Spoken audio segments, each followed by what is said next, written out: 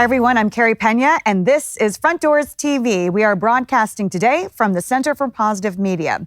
With us in studio, Torrie Taj, the CEO of Child Crisis Arizona. Torrie, thank you so much for being here. Thanks for the invitation, Carey. It's good to have you back in studio again. And Child Crisis believes that every child needs a champion. You have been leading this organization for nearly 10 years. Tell us about Child Crisis Arizona and why is that your tagline? Well, Child Crisis Arizona, our vision is simple. It seems like it would be so natural, safe kids and strong families. But unfortunately, we've got to work to make that happen in Arizona. So we are working to make sure that every child can be in a safe environment, free from abuse and neglect. And we believe that we're creating stronger families. And that's been the focus for the last 9+ years. You have expanded so much. Tell us about all of the success that you are having that then you can pass along to all these children in need.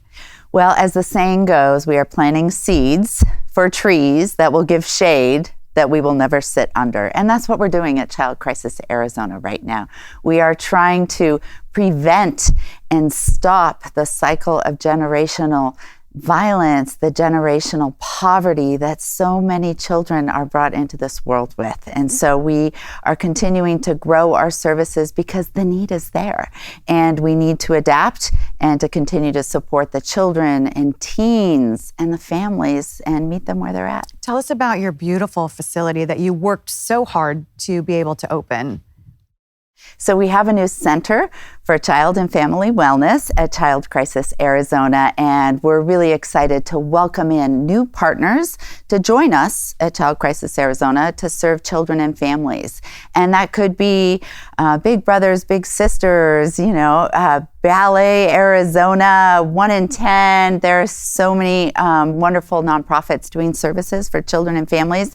And we wanted a center where it would be big enough where everybody can do the services right there in the East Valley. You have always been a collaborative leader, and that's really been successful for you. You're not trying to operate over here in a silo. You bring other nonprofits alongside you.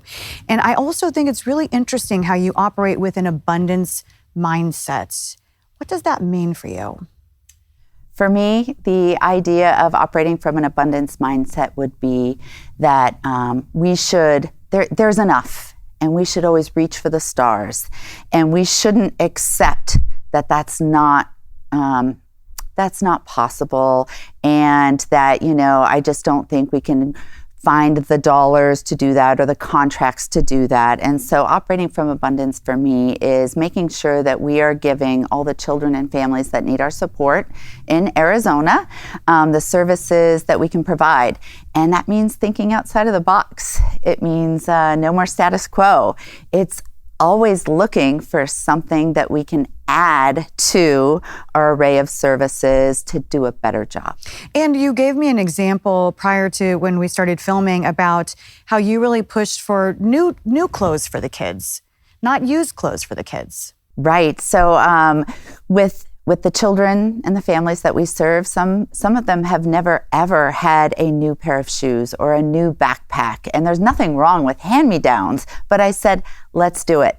Let's try it. Let's bring in only new items and distribute those to the children in our care. And it's worked really well. And we have more new things coming in to distribute to the children in our care than we ever received used. What is it like when you see the children getting a new pair of shoes, getting a backpack, receiving the love that you provide them?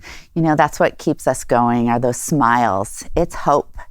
It's really, they light up these families, these families that get a new car seat for their, newborn baby after they've done our training online. And these kids just, they got to pick the colors that they wanted in the outfit and the shoes that they wanted. It kind of levels up the playing field when they go to school and they're with others so that they don't feel so different.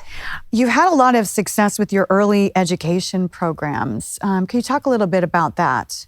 Our early education program serves children that are up to 200% below the poverty level. And you have received some really exciting accreditation for that program. We serve early Head Start children. We have preschool classrooms, and we just received a national award, the only one in Arizona, that is for early education and the standards we are meeting. How big is the impact? How many people do you serve? Well, it depends, but for example, last year we touched, well over 30,000 individuals. And so, the impact is great. And so you might just think, well, how can I make a difference? But it's the starfish story. It's really what it is, that parable. And what we feel at Child Crisis Arizona, we can't be there for everybody, but that one starfish that we're throwing back into the ocean that washed on the beach, we're truly impacting that starfish, that child, that family, and then from there the ripple effect happens. I love that. And we're going to give folks a little more information about how they can help if they feel so in their heart that they want to do that.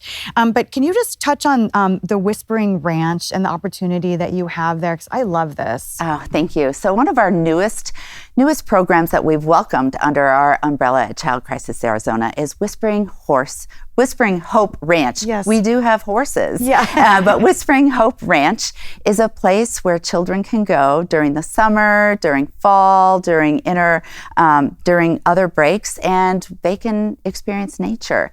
And it's in the cool pines up in Payson, Arizona, and it's mostly children from Maricopa County that get to go up there and experience camp, and they get to work with horses, with bunnies, with goats, with chickens, and just be in nature. And just to be there in this beautiful 45-acre ranch is incredible.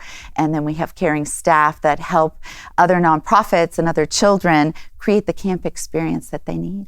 Bringing peace and just a little bit of feeling of just, let me be a kid. These kids have gone through a lot of stress and a lot of trauma. It must be beautiful to see them in that environment. It truly is. We've had a wonderful first summer under our umbrella, and we're just looking to grow the experiences for children and families and others who might want to go and experience Whispering Hope Ranch. Well, I know you're one of the top nonprofit executives and leaders in the Valley, so you're not going to stop. You're going to continue to grow. And how can people grow alongside you? Get in touch with you, help you guys? There's a tax credit. Absolutely. So there are many ways. Individuals can look on our website, childcrisisaz.org, but the tax credit is the best thing anybody can do to help a child in foster care in Arizona. So the foster care tax credit all year round, it's a win-win. Whatever you give, you get back. Yeah. And so the foster care tax credit, we would love for everybody to remember us. Torrie, thank you so much. Congratulations. I can't wait to see what you do next. Thank you, Carey. I know you have some big things coming, so stay tuned. We're not allowed to talk about it yet. Appreciate you, and we appreciate all of you for watching. I'm Carey Pena.